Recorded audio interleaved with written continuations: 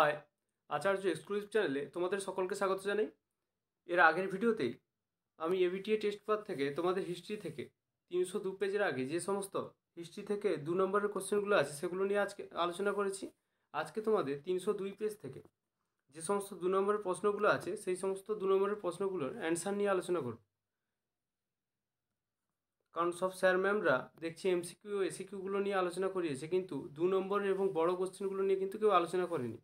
তাই কিন্তু 2 নম্বরের কোশ্চেনগুলো নিয়ে আজকে আলোচনা করব। আর এর আগের ভিডিওটা যারা এখন দেখোনি তারা কিন্তু অবশ্যই প্লেলিস্টে গিয়ে দেখে নেবে, কারণ ওইগুলোই তো তোমাদের সম্ভাব্য কোশ্চেন, আর ওইগুলোই কিন্তু তোমাদের ফাইনালে থাকবে। আর একাধিক টেস্ট পেপারের সেটগুলো যখন তোমরা করতে থাকবে তখন দেখবে কিছু কিছু কোশ্চেনগুলো কমন পাবে, সেগুলোর ওপরই জোর দাও, দেখবে ওইখান থেকেই তোমরা 11টা কিন্তু কমন পেয়ে যাবে। কারণ তোমাদের 11টা করতে হবে, মোট 22 নাম্বার 2 নম্বরে। চলো দেরি না করে 1 নম্বরের কোশ্চেনটা দেখে নাও। শহরের ইতিহাসের গুরুত্ব কী? অ্যান্সার দেখো, আধুনিক ইতিহাস চর্চায় শহরের ইতিহাস বিশেষ গুরুত্বপূর্ণ। গুরুত্ব কী? 1 নম্বর গুরুত্ব দেখো, শহরের জীবনযাত্রা সম্পর্কে ধারণা। শহরের ইতিহাস চর্চার ফলে শহরের পতনের কারণ, শহরের অধিবাসীদের জীবনযাত্রা, ব্যবসা বাণিজ্য প্রভৃতি বিষয়ে জানা যায়। 2 নম্বর কী না, পৌর শাসন ব্যবস্থা সম্পর্কে ধারণা। শহরের ইতিহাস চর্চার ফলে পৌর শাসন, রাজনৈতিক অবস্থা, স্থাপত্য, শিল্প সংস্কৃতি, উন্নয়নের ধারা, বিবর্তন প্রভৃতি বিষয়ে কিন্তু ধারণা পাওয়া যায়। 2 নম্বর কোশ্চেন বলছে দেখো, ইতিহাসের উপাদান হিসেবে চিঠিপত্রের গুরুত্ব কী? সরকারি চিঠিপত্রের মতো বিভিন্ন ব্যক্তির লেখা ব্যক্তিগত চিঠিপত্র থেকে প্রাপ্ত তথ্যাদিও আধুনিক ভারতের ইতিহাস রচনার গুরুত্বপূর্ণ উপাদান হিসেবে বিবেচিত হয়। এইসব ব্যক্তিগত চিঠিপত্র থেকে সমকালীন বিভিন্ন ঐতিহাসিক ঘটনার মূল্যবান তথ্যাদি পাওয়া যায়। বিভিন্ন রাজনৈতিক নেতাদের মধ্যে পারস্পরিক যেসব চিঠির আদান প্রদান হয় সেগুলি ইতিহাসের উপাদান হিসেবে কিন্তু খুবই গুরুত্বপূর্ণ। কারণ এই চিঠিপত্রগুলি এক প্রকার লিখিত দলিল, যেখান থেকে কি সমকালীন যে চিত্র বা অতীতের নানা তথ্য মেলে। অনেক সময় এইসব চিঠিপত্র থেকে প্রাপ্ত তথ্যাদি আমাদের ইতিহাসের ধারণাকে সম্পূর্ণরূপে বদলে দেয়। এক্ষেত্রে আমাদের স্বাধীন ভারতের প্রথম প্রধানমন্ত্রী জওহরলাল নেহেরু তার কন্যা ইন্দিরা গান্ধীকে যে চিঠিগুলি লিখেছেন সেখান থেকে প্রাপ্ত বহু তথ্য ইতিহাসের গুরুত্বপূর্ণ উপাদান হিসেবে কিন্তু বিবেচিত হয়। 1928 খ্রিস্টাব্দে যখন ইন্দিরার বয়স মাত্র 10 বছর, তখন কিন্তু জওহরলাল নেহেরু এই ব্যক্তিগত চিঠিগুলি লেখেন। নেহেরু এগুলি প্রকাশ করতে চাননি, শেষ পর্যন্ত বন্ধুদের অনুরোধে তিনি চিঠিগুলি প্রকাশ করেন। এইসব চিঠিতে জওহরলাল আধুনিক ভারত বা তার সমকালীন যে ভারত সম্পর্কে কিছু লেখেননি, হয়তো এই কারণে যে তা একটি 10 বছরের বালিকার পক্ষে প্রয়োজনীয় ছিল না। তিনি তার কন্যাকে ইতিহাসের বিবর্তন ও সভ্যতার বিকাশ সম্পর্কে একটি ধারণা দিতে চেয়েছিলেন। এসব সম্পর্কে ছোট ইন্দিরার মনে যেসব প্রশ্ন জাগত তার সেই কৌতূহল মেটাতেই এইসব চিঠির অবতারণা। পৃথিবীর প্রথম যুগের কথা এবং মানুষ কিভাবে নিজের শক্তি সম্পর্কে সচেতন হয়ে উঠল সে কথাই কিন্তু এই চিঠিগুলিতে ধরা পড়ে। তাই কিন্তু এই চিঠির গুরুত্ব কিন্তু অপরিসীম ছিল। 4 নম্বর কোশ্চেন দেখো, 3 নম্বরটা মিস গেছে। 3 নম্বর কোশ্চেনের অ্যান্সারটা কিন্তু আগের সেটেই দেওয়া আছে, দেখে নেবে। 4 নম্বর কোশ্চেনটা দেখো, ব্রাহ্ম সমাজের অবলুপ্তির কারণ কি? এটা খুবই ইম্পর্টেন্ট কোশ্চেন। ব্রাহ্ম সমাজ গঠন করেন 1830 খ্রিস্টাব্দে। পরে বিভিন্ন কারণে ব্রাহ্ম সমাজ ও ব্রাহ্ম আন্দোলনের বিভাজন ঘটে। বিভাজনের কারণ কি? উপবিত ধারণ, জাতিভেদ প্রথার প্রশ্নে ব্রাহ্ম সমাজে দেবেন্দ্রনাথ ঠাকুর ও কেশবচন্দ্র সেনের মধ্যে মতভেদ ও বিভাজন ঘটে 1866 খ্রিস্টাব্দে। দ্বিতীয়ত কি না, এরপর অসবর্ণ বিবাহের ন্যূনতম বয়স নির্ধারণ, কীর্তন রীতি, খ্রিস্টপ্রীতির প্রশ্নে কেশবচন্দ্র সেন ও শিবনাথ শাস্ত্রীর মধ্যে মতভেদ ও বিভাজন ঘটে। 5 নম্বর কোশ্চেন দেখো, সাঁওতাল বিদ্রোহ কি নিছক একটি উপজাতি বিদ্রোহ ছিল? ভূমিকায় কি বলছে দেখো, 1855 থেকে 56 খ্রিস্টাব্দে দামিনী কোহ অঞ্চলে সাঁওতালরা ব্রিটিশ ইস্ট ইন্ডিয়া কোম্পানির বিরুদ্ধে যে বিদ্রোহ ঘোষণা করেছিল তা সাঁওতাল বিদ্রোহ নামে কিন্তু পরিচিত ছিল। এই বিদ্রোহ বীরভূম, বাঁকুড়া, মেদিনীপুর, মানভূম এবং প্রভৃতি অঞ্চলে ছড়িয়ে পড়েছিল। বৈশিষ্ট্য কি এই বিদ্রোহের? না, সাঁওতাল বিদ্রোহের বৈশিষ্ট্যগুলি হলো, 1 নম্বর বৈশিষ্ট্য কিনা আদিবাসী বা উপজাতি বিদ্রোহ। এটা তো উপজাতি বিদ্রোহ ছিল। সাঁওতাল বিদ্রোহ ছিল আদিবাসী বিদ্রোহ। এই বিদ্রোহের প্রধান ভূমিকা পালন করেছিল কিন্তু আদিবাসী সাঁওতালরা। এটাই তোমাদের চেয়েছে, এটাই লিখলে কিন্তু হয়ে যাবে। আর একটা পয়েন্ট দিয়ে রাখলাম, ব্রিটিশ বিরোধী বিদ্রোহ। এটাকে ব্রিটিশ বিরোধী বিদ্রোহ বলা চলে। দামিনীকো অঞ্চলে নতুন ব্রিটিশ ভূমি রাজস্ব নীতি কার্যকর করা হলে সাঁওতালরা ক্ষুব্ধ হয় এবং তারা ব্রিটিশ সরকার ও তাদের সহযোগীদের বিরুদ্ধে বিদ্রোহ ঘোষণা করে। এই কোশ্চেনগুলো অবশ্যই তোমরা মন দিয়ে খাতায় নোট ডাউন করবে, নোট ডাউন করে কিন্তু পড়বে, কারণ ফাইনালের জন্য কিন্তু এগুলো সম্ভাব্য কোশ্চেন। বারবার বলছি 8টা থেকে এবিটিএ টেস্ট পেপারে 8টা থেকে 10টা সেট ভালোভাবে যদি করো তাহলে কিন্তু কোশ্চেন সম্বন্ধে তোমার আইডিয়া হয়ে যাবে যে কোনখান থেকে কোশ্চেনগুলো করা হচ্ছে, আর ওইখান থেকে করলেই কিন্তু ভালো একটা স্কোর করতে পারবে। 6 নম্বর কোশ্চেন দেখো, আর এমনিতেই ইতিহাসের কোশ্চেন কিন্তু এতটা সহজ হয় না, কোশ্চেন কিন্তু খুবই টাফ হয়, দেখে দেখে রাখবে তাই ভালো করে। 6 নম্বর কোশ্চেন দেখো, আর প্রিভিয়াস ইয়ারের যদি কোশ্চেনগুলো পাও তাহলে তো আরও ভালো হয়, আরও ধারণা হয়ে যাবে যে কোথা থেকে কীরকম কোশ্চেনগুলো দেয়। আর যত রাখ সেই ইতিহাসের কোশ্চেনের ওপর, আর যা কোশ্চেন হবে ওই ইতিহাসের ওপর দিয়েই কিন্তু রাখ যাবে, তাই ভালো করে ইতিহাসটা দেখে রাখো। 6 নম্বর কোশ্চেন বলছে দেখো, দুদুম মিয়া স্মরণীয় কেন? অ্যান্সার দেখো, ফরাজি আন্দোলনের প্রবর্তক হলেন হাজি শরীয়তুল্লাহ।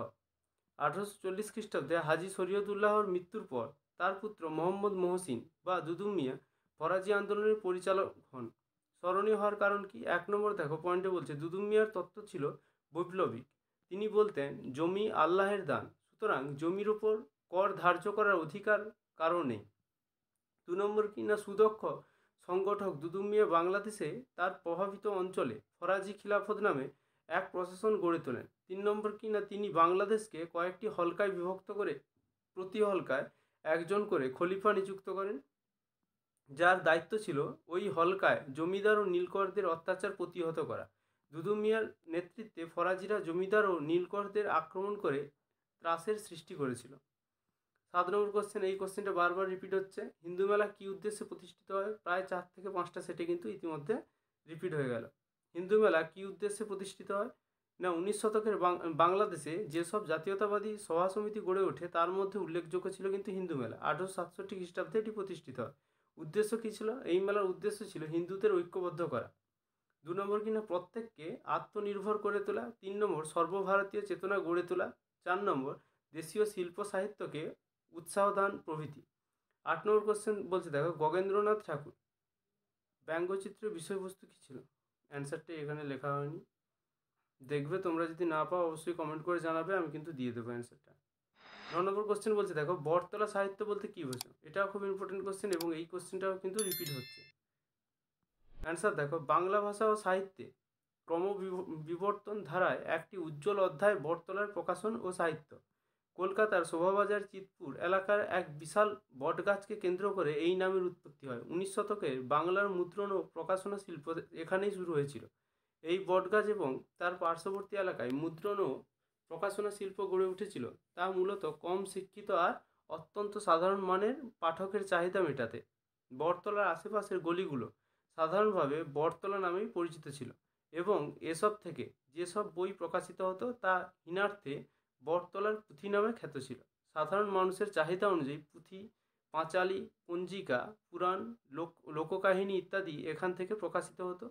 বটতলায় প্রকাশিত বইগুলোর মধ্যে শুধুমাত্র পুঁথি, পঞ্জিকা কিংবা ধর্মগ্রন্থ ছিল না।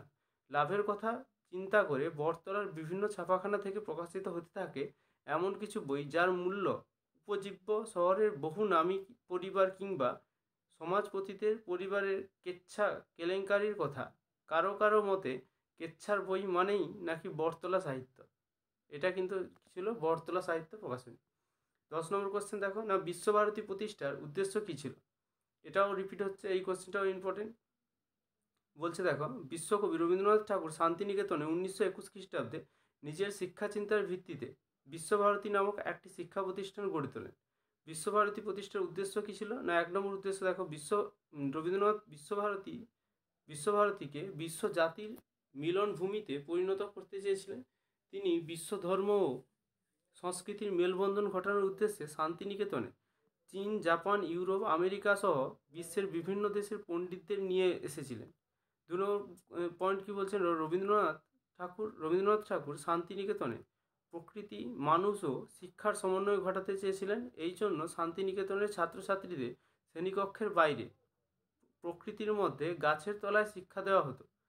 তাছাড়া শান্তিনিকেতনের সঙ্গে পাশাপাশি গ্রাম্য তার মানুষদের ঘনিষ্ঠ যোগাযোগ ছিল, তাই শান্তিনিকেতনের শিক্ষা হয়ে উঠেছিল মানবতাবোধের শিক্ষা। এই কোশ্চেনটা ভালো করে দেখবে, কারণ এই কোশ্চেনটা কিন্তু বারবার রিপিট হয়েছে। 11 কোশ্চেনটা দেখো, নিখিল ভারত ট্রেড ইউনিয়ন কংগ্রেস কি? এর প্রতিষ্ঠার উদ্দেশ্য কী ছিল? শ্রমিক আন্দোলনের ইতিহাসে নিখিল ভারত ট্রেড ইউনিয়ন কংগ্রেস বা আইইউটিইউসি এর ভূমিকা বিশেষ উল্লেখযোগ্য। 1920 খ্রিস্টাব্দে 30শে অক্টোবর বোম্বাইতে লালা লাজপত রায়ের সভাপতিত্বে এর প্রথম অধিবেশন বসে। প্রতিষ্ঠার উদ্দেশ্য কী ছিল? না প্রাচীনকাল থেকে ভারতে শ্রমিক শ্রেণীর অস্তিত্ব থাকলেও ব্রিটিশ আমলে আধুনিক শিল্প প্রতিষ্ঠা বা ফিনান্স পুঁজির বিকাশের ফলে শ্রমিক শ্রেণীর উত্থান ঘটে। 1 এই শ্রমিক শ্রেণীর অবস্থা ছিল শোচনীয়।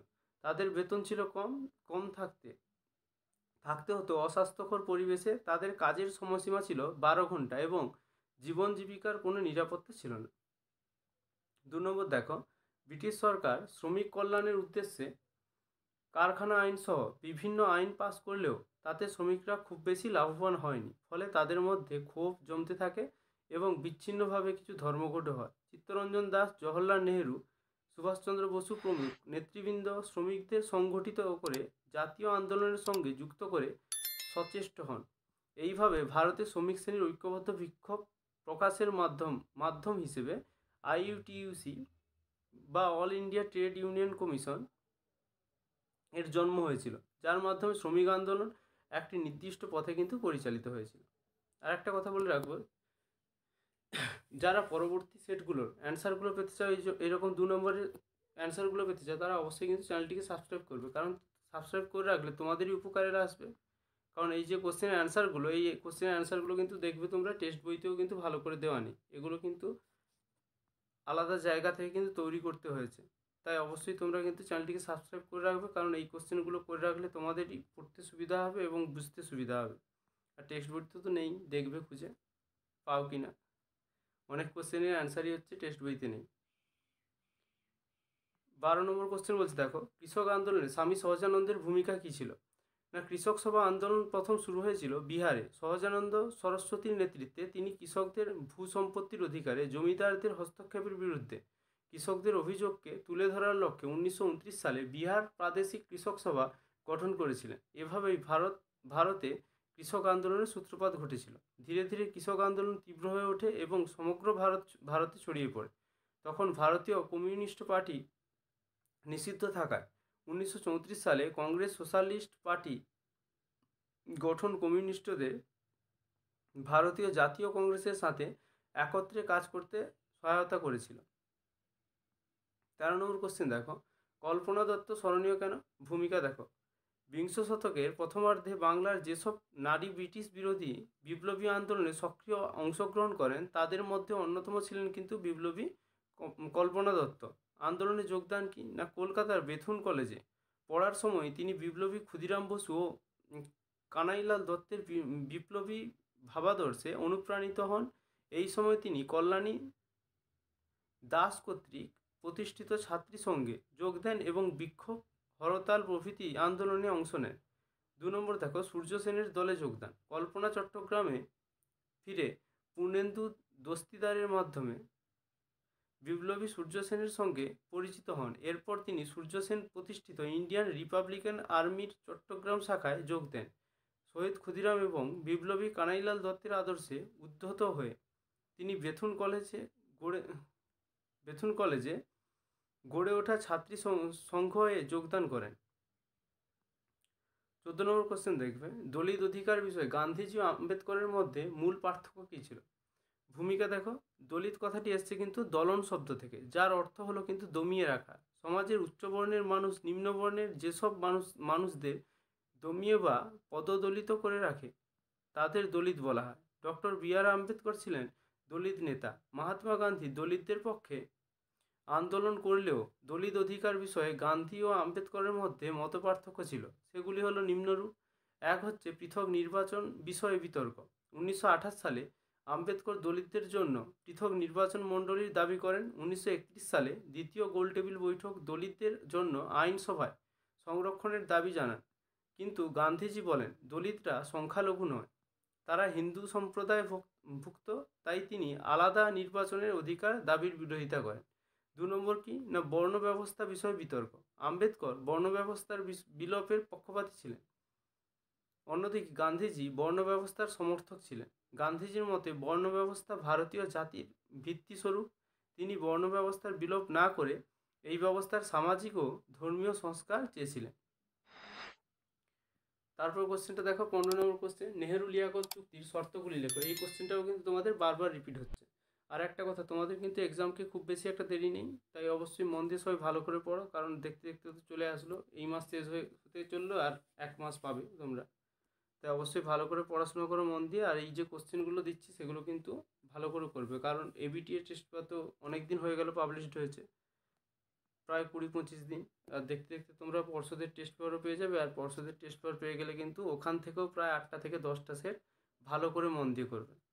আর টেস্ট পরীক্ষা খারাপ হয়েছে ওতে মন খারাপ করার কিছু নেই, যাদের তো ভালো হয়েছে খুব ভালো কথা, আর যাদের খারাপ হয়েছে তাদেরও একটা কথা বলবো যে 1 মাস যে বাকি আছে, যে স্যার বা ম্যামের কাছে পড়ছো টিউশন থেকে, সে স্যার বা ম্যামের কিন্তু কোশ্চেনগুলো ভালো করে ফলো করবে, তা বাদে এবিটিএ টেস্ট পেপার এবং টেক্সট বইটা কিন্তু ভালো করে পড়বে। আর নির্দিষ্ট তোমরা এবিটিএ টেস্ট পেপার বা যে কোনো টেস্ট পেপার থেকে দেখবে নির্দিষ্ট কিছু জায়গা থেকে কিন্তু কোশ্চেনগুলো তুলে ধরা হয়। এই যে হিস্ট্রি থেকে দেখবে কোথাও থেকে শুধু উদ্দেশ্য মানে প্রতিষ্ঠিত হয়েছিল কেন, মানে একটা নির্দিষ্ট, যেমন তোমাদের যদি ধরি আমি, নেহেরু লিয়াকত চুক্তি শর্তগুলি লেখো, এখানে শর্ত দিয়েছে, নেহেরু লিয়াকত চুক্তি কি, মানে এই বিষয় এই রিলেটেডই কোশ্চেনগুলো কিন্তু রিপিট হচ্ছে। আবার ওখানে যেমন আগের কোশ্চেনটা যেমন দেখলে তোমরা, এই যে ডক্টর বি.আর. আম্বেদকর এবং গান্ধীজির মধ্যে দলিতদের নিয়ে যেটা বিতর্ক, এটা যেমন কোশ্চেনটা দিয়েছে, আরও সেটগুলোয় দেখবে যে দলিত বলতে কী বোঝো বা দলিত কাদের বলা হয়, এরকম কোশ্চেনগুলো, মানে একটা নির্দিষ্ট বিষয় থেকেই কিন্তু কোশ্চেনগুলো করা হচ্ছে, তাই অবশ্যই বিষয়গুলো বোঝার চেষ্টা করবে যে কোনখান থেকে কোশ্চেনগুলো করা হচ্ছে। চলো 15 নম্বর কোশ্চেনটা দেখে নাও, নেহেরু লিয়াকত চুক্তি শর্তগুলি লেখো। অ্যান্সার দেখো, 1950 খ্রিস্টাব্দে 8ই এপ্রিল ভারতের প্রধানমন্ত্রী জওহরলাল নেহেরু ও পাকিস্তানের প্রধানমন্ত্রী লিয়াকত আলী খানের মধ্যে যে চুক্তি স্বাক্ষরিত হয় তা নেহেরু লিয়াকত চুক্তি নামে কিন্তু পরিচিত। নেহেরু লিয়াকত চুক্তির শর্ত কি? 1 নম্বর, সংখ্যালঘুরা যে রাষ্ট্রের আনুগত্য স্বীকার করবে তারা সেই রাষ্ট্রের কাছেই কিন্তু প্রতিকার চাইবে। 2 নম্বর, কিনা পূর্ববঙ্গ, পশ্চিমবাংলা ও আসাম থেকে যদি কেউ অন্য দেশে শরণার্থী হতে চায় তবে তাকে সাহায্য করা হবে। 3 নম্বর, ভারত ও পাকিস্তান উদ্বাস্তু সমস্যার কারণ ও উদ্বাস্তুদের সংখ্যা নির্ধারণের জন্য অনুসন্ধান কমিটি ও সংখ্যালঘু কমিশন গঠন করবে। এটা ছিল তোমাদের 15 নম্বর কোশ্চেন। আর দেখো, আর একটা কোশ্চেন বাকি থেকে গেল, আর একটা কোশ্চেনটা দেখবে, আর একটা কোশ্চেন দেখো, বলছে দেশীয় রাজ্য বলতে কী বোঝো। এই কোশ্চেনটাও কিন্তু বারবার রিপিট হচ্ছে, এই কোশ্চেনটাও তোমরা দেখবে। দেশীয় রাজ্য বলতে বোঝায় ব্রিটিশ ভারতের অন্তর্গত মৌখিকভাবে সার্বভৌম রাজ্য। ব্রিটিশরা সরাসরি এসব রাজ্য শাসন করতো না, এসব রাজ্য ব্রিটিশ আধিপত্য মেনে নিয়ে স্থানীয় শাসকের অধীনে পরিচালিত হতো। 1947 সালে ভারতের স্বাধীনতার সময় সরকারিভাবে 565টি দেশীয় রাজ্য কিন্তু ভারত জুড়ে অবস্থিত ছিল। এই ছিল তোমাদের 302 নম্বর পেজ থেকে কিন্তু অল ইম্পর্টেন্ট যে সমস্ত কোশ্চেন ছিল 2 নম্বরে সেগুলো কিন্তু করে দিলাম। আর এর পরবর্তী যে সমস্ত সেটের কোশ্চেনগুলো আছে সেগুলো পেতে অবশ্যই চ্যানেলটিকে সাবস্ক্রাইব করে রাখবে। আর পরে যে সমস্ত 343 নম্বর পেজে বোধ হয় 2 নম্বরের কোশ্চেনগুলো আছে, আর 397 পেজের যে 2 নম্বরের কোশ্চেনগুলো আছে সেগুলো তো আপলোড করব, আগামীকাল আপলোড করে দেওয়া হবে। আর তার সঙ্গে সঙ্গে যদি জিওগ্রাফির তোমরা যদি 2 নম্বরের কোশ্চেনগুলো পেতে চাও এরকম মানে অ্যান্সার সহ, তাহলে কিন্তু অবশ্যই কমেন্ট করে জানাবে। আর এই ভিডিওটা কেমন লাগলো অবশ্যই কমেন্ট করে জানাবে। আর যদি ভালো লাগে ভিডিওটা একটা লাইক প্রদান করবে। Thank you.